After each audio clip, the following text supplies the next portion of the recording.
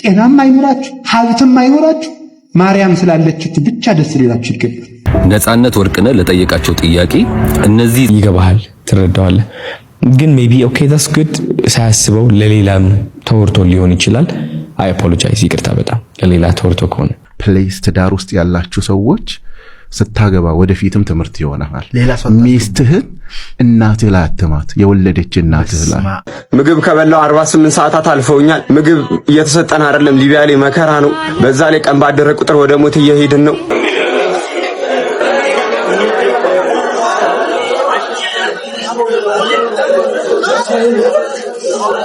ሰላም እንዴት ናችሁ ቤተሰቦች ዛሬም እንግዲህ በመነፋፈቅ አብረን እዚህ ተገናኝተናል በዚህ ሰሞን እንግዲህ እንዳየነው የብዙ አርቲስቶች ሽምግልና ሲላክ ፉክክር ነው የሚመስለው ያው በጉዳይ ብዙ ሰዎችን ያበሳጨና ያነጋገረም ይገኛል ነገር ግን ከዛ ባለፈው ሁኔታ ብዙ ሰዎች ታመው ሲሰቃዩ እንደዚሁም ደግሞ ብዙ አይነት አደጋዎች ሲደርሱ ያየንበት ጊዜ ነውና ሁላችንም ጸሎት ያስፈልገናል ይሄ እንዲህ እንዳለ ብዙ አይነት ሽምግልናዎችን ሰሞኑን ያየን እንደሆነ ቀድመን ተነጋግረናል ታዲያ ከነዚህ መሃል የመስከረም አበራ ሽምግልና ብዙ ያልተነገረለት ሆኖ ብዙ አይነት ደስታን የታየበት ወይም ደግሞ አሪፍ ጊዜን ያሳለፉበት ሆኖ ተገኝቷል እሷ ምንም ከሚዲያ ጋር ግንኙነት እንዲኖራት ባትፈልግም ነገር ግን አንዳንድ ቪዲዮዎች እየወጡ ይገኛሉ ሁላችንም እንደ ሀገር ተባብረን እንደምንወዳት ስለማቅ እንዴት አምሮባት እንደነበረ በመጀመሪያ ላሳያችሁ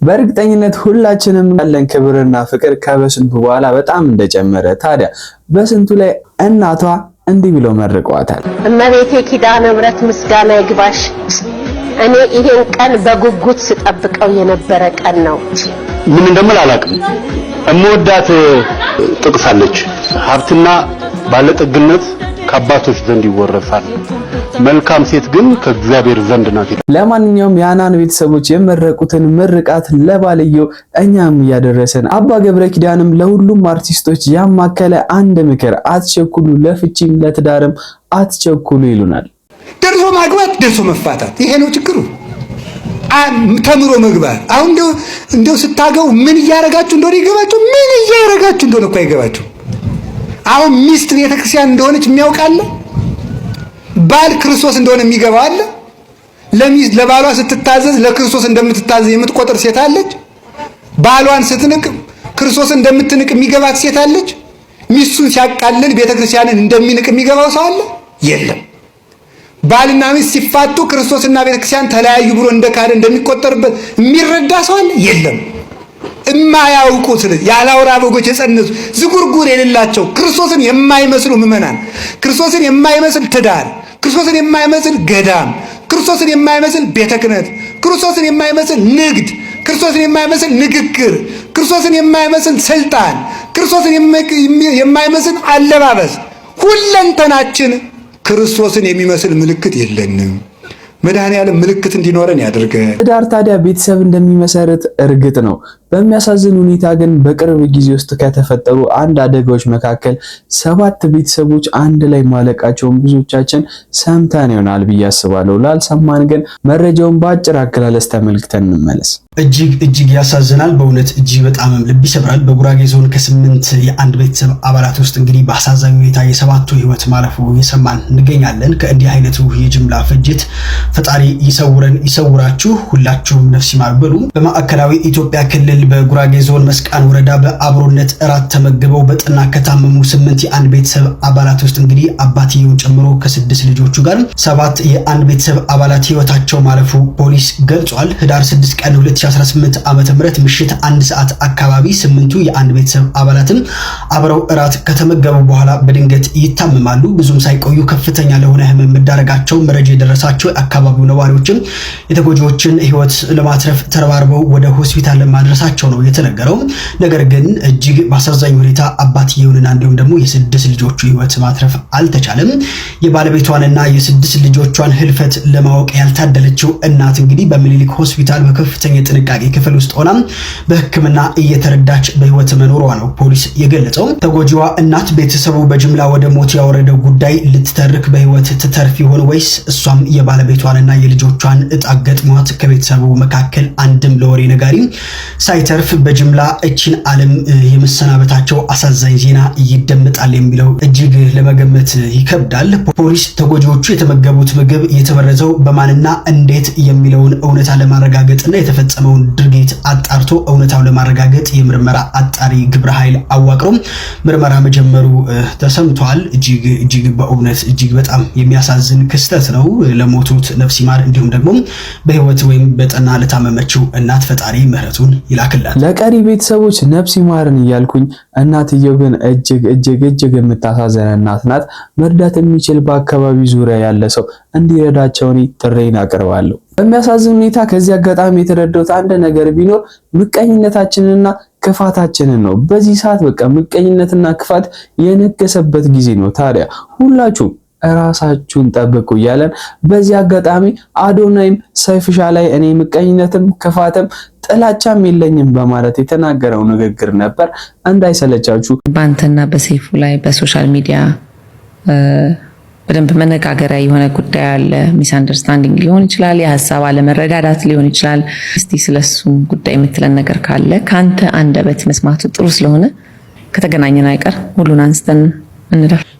ስለ ሰይፉ ማለት ነው አንድ የሚለው ነገር ምንድነው፣ በጣም አሁን ሰዎች ሜቢ እየዋሹ ይመስላቸዋል፣ ግን አከብረዋለሁ። ሰይፉ ያደረገው ነገር የሆነ አለሳልሽ ምናምን አታክ ለማድረግ የመሰላቸው ሰዎች ስላሉ ነው። ወድሃለሁ አከብራለሁ ስለ ግን ሲሪየስሊ አከብረዋለሁ።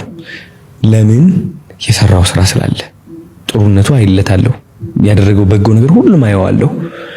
ግን አንዳንድ ሰው ደግሞ የተናገረው ነገር ደግሞ ወደ አንተ ይደርሳል። which is አንድ እንደምታከብረው ሰው ደግሞ ላንተ ያለው አመለካከት ትክክል ካልሆነ ታስረዳዋለህ። እኔ አሁን የሰራሁት የማስረዳትን ስራ ነው። ግን እኔ የደበረኝ ነገር የተናገረው ቃል ነው። ሰይፉ የተናገረው ቃል ትክክል ስላልነበረ ነው። እኔም የሆነ ነገር ተሰምቶኛል። ከጥሩነቴ ከዛ ሁሉ ያደረኩትን ነገር ለየት ተብሎ ትንሽ ቃላቶች እኔ ኔጌቲቭሊ ኢምፓክት የሚያደርጉኝ ቃላቶች በመናገሩ ግን አዶናይ እንደዚህ ብሎ የተናገረው ነገር አለ። እኔ ያመለጠኝ ነገር ካለ አላውቅም። ኖ አይ ቲንክ ንግግር በአሽሙር ነው። ሁሉም ህዝቡም ገብቶታል፣ እኔም ገብቶኛል። ከሰይፉ ጋር አንድ ፊልም ሰርቻለሁ። ግን ያን ያህል ትውቅ ባይኖረንም ከመጣበት የህይወት ልምድ ሲታይ፣ ካለበት እድሜ ሲታይ፣ ከሰራቸው ስራዎች መልካም ስራዎች ሲታይ በዚህ መንገድ አንተን አሽሙር ይናገራል ብዬ አላስብም። ኦነስቱኝ ነው እንግዲህ የምነግርህ። ግን ሜቢ ኦኬ ዳትስ ጉድ ሳያስበው ለሌላም ተወርቶ ሊሆን ይችላል። አይ አፖሎጃይዝ፣ ይቅርታ በጣም ለሌላ ተወርቶ ከሆነ። በእርግጠኝነት ከብዙ ንግግሮቹና ከብዙ አስተሳሰቦቹ እንደሰማነውና እንደተመለከትነው ይህ ልጅ ብዙ ነገሮችን እንዳሳለፈ ነው። ታዲያ የተፈተኑ ሰዎችና ያልተፈተኑ ሰዎች ልዩነታቸው ምን ያክል ነው የሚለውን የተፈተኑ ሰዎችና ያልተፈተኑ ሰዎች በአንድ ቦታ ላይ ስታስቀምጧቸው ነገሮችን የሚያዩበት ሁኔታ የተለያየ ነው። ብዙ ፈተና ያሳለፈው በሳል ነው፣ የተረጋጋ ነው፣ በቀላሉ አይናወጽም፣ መውጫ አያጣም። ያልተፈተነው ሰው ግን አንድ ነገር በተደረገ ቁጥር ልቡ ተሰብሮ የሚጠፋ ይሆናል እና ፈተና ያበስላል። ስለዚህ እንዳንሰንፍ ተግሳጹ፣ ተስፋ እንዳንቆርጥ ቸርነቱ ለፍሬ ያስፈልገናል። በዚህ ምድር ላይ ካሉ ፈተናዎች መካከል አንዱ የሊቢያ ጉዞ ነው። በዚህ ሳምንት እንግዲህ የተለያዩ ሊቢያ ላይ የተያዙ ፌመሶች የሚሆኑ አንዳንድ ወጣቶች ድጋሚ ወደ ሶሻል ሚዲያው ብቅ እያሉ ይገኛሉ። ታዲያ ከነዛም መሃል አክርሽ በሚል ስሙ የምናውቀው ይሄ ልጅ ማለት ነው ተይዞ እንግዲህ እንዲራቁት መለመሉን ሲገረፍ ብዙ አይነት ቪዲዮዎች ተለቀዋል። ለእናንተ ትንሽ ከበድ ስለሚል አላሳያችሁም። ነገር ግን ጓደኞቹ ከሰሩት ቪዲዮዎች መካከል አንዱን አብረን እንመልከት። አረ ርቦኛል። ምግብ ከበላው 48 ሰዓታት አልፈውኛል። ምግብ እየተሰጠን አይደለም። ሊቢያ ላይ መከራ ነው። በዛ ላይ ቀን ባደረ ቁጥር ወደ ሞት እየሄድን ነው። እባካችሁ ኢትዮጵያውያን ድረሱልን። ይህ የሊቢያ ሰዎች ድምጽ ነው። አስቸኳይ ናቸው። በማርያም ሙስሊሞች በማርያም በአላህ፣ ኦርቶዶክሳውያን በድንግል ማርያም ያዋቸው። በቃ ድምጽ እንሁናቸው። ይመቻችሁ። የሰዎች ሐዘን የሚያሳዝነን የሰዎች ችግር የሚሰማን ሰዎች አለን ብዬ አስባለሁ። ታዲያ አንድ ወጣት ሶሻል ሚዲያው ላይ በዚህ መልኩ ቪዲዮን ለቆ ነበር።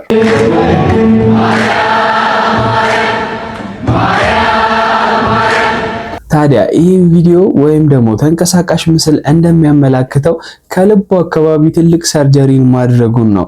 ታዲያ በልብ ጉዳይ ወይም ደግሞ እጢ ለማስወገድ ወይም ደግሞ የእጢ ቁስልን ለማስተካከል እንደዚሁም የተዘጋን የልብ ቧንቧን ለመክፈት የተደረገ የቀዶ ሕክምና ነው። ከነዚህ ውስጥ ሊወጣ እንደማይችል ሁላችንም እንደማንጠራጠር እርግጠኛ ነኝ። የሰውየውን ፍላጎት ሁላችንም መጽናናትን እንድንመኝለትና አይዞህ እንድንለው ስለሆነ ሁላችሁም መጽናናትን እንድትመኙለት በጸሎት እንድታስቡት ጠይቃለሁ። ሹመትም አይኖራችሁ፣ ዕውቀትም አይኖራችሁ፣ ጤናም አይኖራችሁ፣ ሀብትም አይኖራችሁ፣ ማርያም ስላለችት ብቻ ደስ ሊላችሁ ይገባል። እሷ ስላለችን ይበቃናል። ምንም ነገር እውነት እንዲህ አለ ቅዱስ ቄርሎስ የአክል ሃይማኖት ዘአልቦ ጥልቀት ወእምነት በቅድስት ድንግል ከመ ይእቲ ወላዲተ አምላክ። ዘአልቦ ጥልቀት ጥርጥር የሌለበት ሃይማኖት ለምንም ነገር ይበቃል። ማርያም ወላዲተ አምላክም ናት ብሎ ማመን ለሁሉም ነገር ይበቃል። ለልብስ ይበቃል፣ ክርስቶስ እንለብሳለን። ለምግብ ይበቃል፣ የሕይወት እንጀራ ልጇን እንበላለን። ለሁሉን ይበቃል። ለጥበቃ ይበቃናል። መልካም እረኛ ልጅ አላትና በሷ ይጠብቃል። ስለዚህ ምንም የሚጎልብን ነገር የለም። ሰው ማርያምን ከወደደ የሚያጣው ነገር የለም። እመለመን ያለብን የእናትህን ፍቅር ጨምርልን ብለን መጸለይ ካለብን እሷ ነው።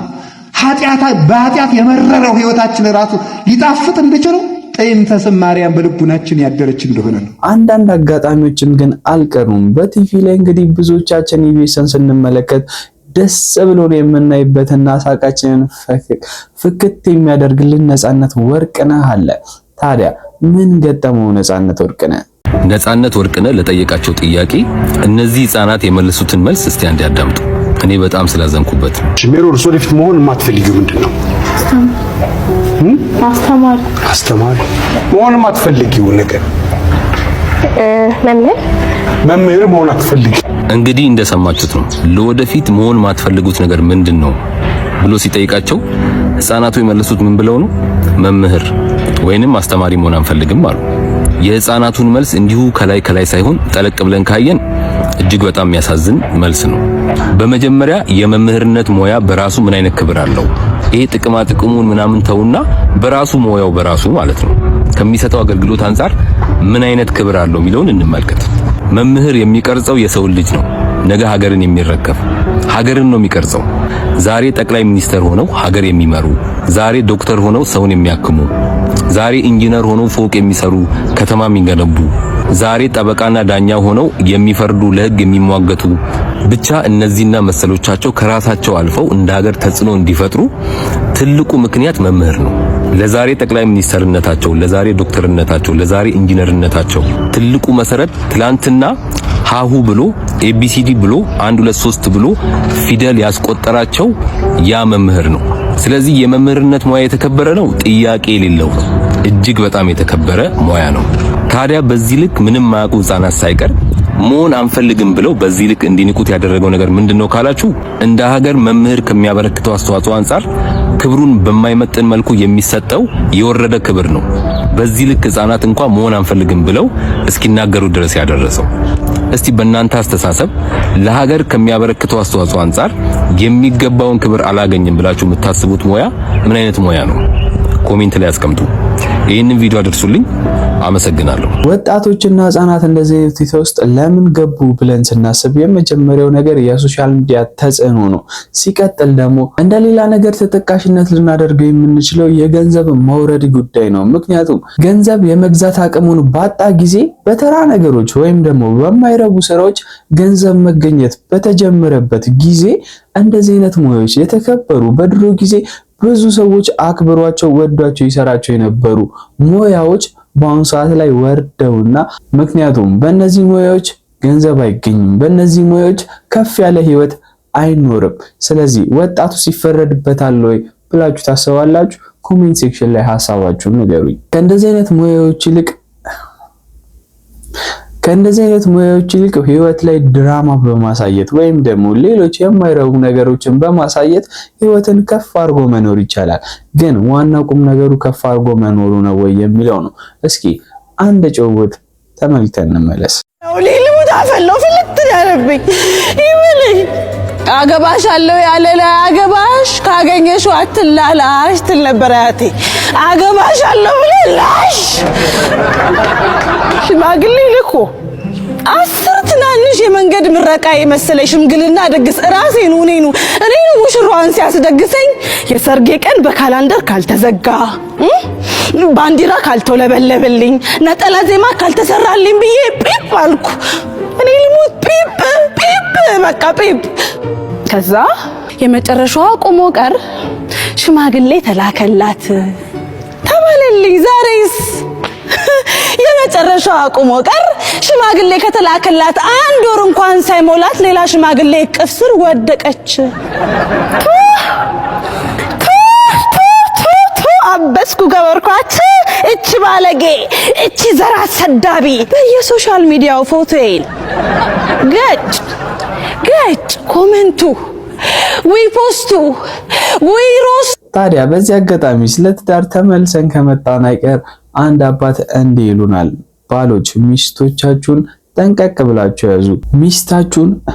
ሚስታችሁን እናታችሁ ላይ አትሙ ይሉናል። እኔ ተግባሩ ባይገባኝም ሐሳቡን እስኪ ተመልክተን እንመለስ። ፕሌስ ትዳር ውስጥ ያላችሁ ሰዎች ስታገባ ወደፊትም ትምህርት ይሆናል።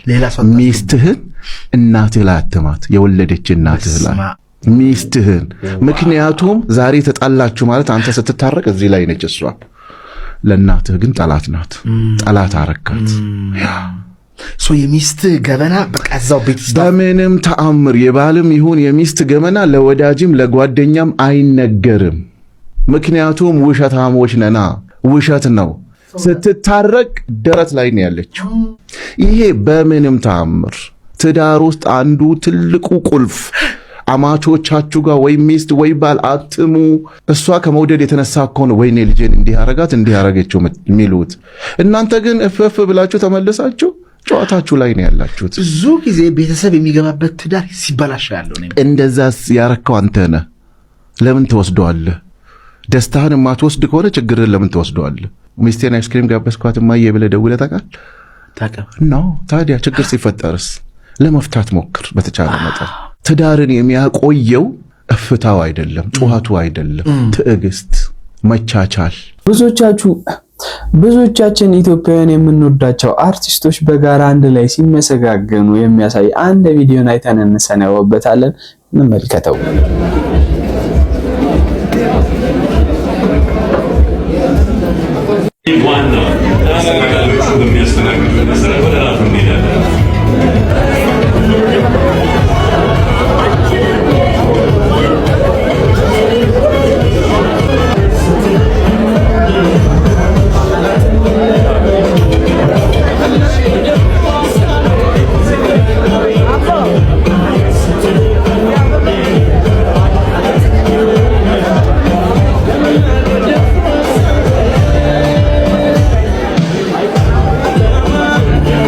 እንደ ቅናት ያለ በሽታ እኮ የለም።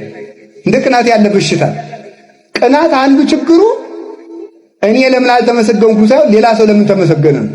በጣም ቅናታችን እኮ ጫፍ ከመድረሱ የተነሳ እገሌ ጥሩ ሰው ነው ስንባል ጥሩ ሰው ነው፣ ነገር ግን ያው ብለን የምንጨምረው ነገር አናጣም ማለት ነው። ምክንያቱም ሰው ሲመሰገን አንወድም። በእውነቱ ማለት ግርም እኮ ነው የሚያደርገው ማለት ነው። ሀኛ ቤትም አይጠፋም፣ እናንተ ቤትም አይጠፋም። እንዲያው ልበለው ልተወው። እሺ ከካህናትና ከሴት ቅናት አይጠፋም። አይጣል አይደረስ ተነፈስኩት እንግዲህ ማለት ነው። እኔም ስላለሁበት ማለት ነው። ስለዚህ ካህናትም ይቀናሉ። አባ አቤት እንደው የኔታ ገሌ ንስሐ አባት ልይዝ ነበረ። ጥሩ ናቸው፣ ያዣቸው ግን እንዲያው አያችሁ የምንድን ነው ቅናት ማለት ነው። የተሰወረ ቅናት ማለት ነው። ሴቲቱንም ሂዳችሁ እንዲያው ገሊትን ሊያገባት ነበር፣ ጥሩ ናት ያግባት፣ ግን እንዲያው ዙረት ታበዛለች ይላል ደግሞ ሴቱም ማለት ነው። የተሰወረ ቅናት አለብን ማለት ነው። የተሰወረ ቅናት ንድድ የሚል ማለት ነው። እንዳንገልጠው የጥርስ ደም የሆነብን እስመ ቅናት ትበልዖሙ ለልበ ብዙኃን በመዓት ቅናት የብዙ ሰዎችን ልብ ውስጣቸውን እንደ ትል ትወረቡራቸዋለች። በቅናት ደግሞ የእግዚአብሔር ጸጋ አይወረስም። በዛሬ እንግዲህ ይላቸው የመጧቸው ቪዲዮዎች እነዚህ ነበሩ። ፍቅራቸው እንደተመለከታችሁት ነው። ክብራቸው ዝቅ እያሉ እኔም ለእናንተ ዝቅ ብዬ ሰላም ቆዩልኝ እያልኩኝ በመጀመሪያ ግን ሰብስክራይብ፣ ላይክ ማድረጋችሁን እንዳትረሱ። እንደዚሁም ኮሜንት ሴክሽኑ ላይ ትክክል አይደለም፣ መጥፎ ሐሳብ ነው የተናገርከው የምትሉትን ሁሉ እየጻፋችሁልኝ ቅር ሳይለኝ እቀበላችኋለሁ። ስለዚህ በቀጣይ እስከማገኛችሁ ድረስ ሰብስክራይብ ያደረጋችሁ ቻር ቆዩልኝ። ወዳንቺ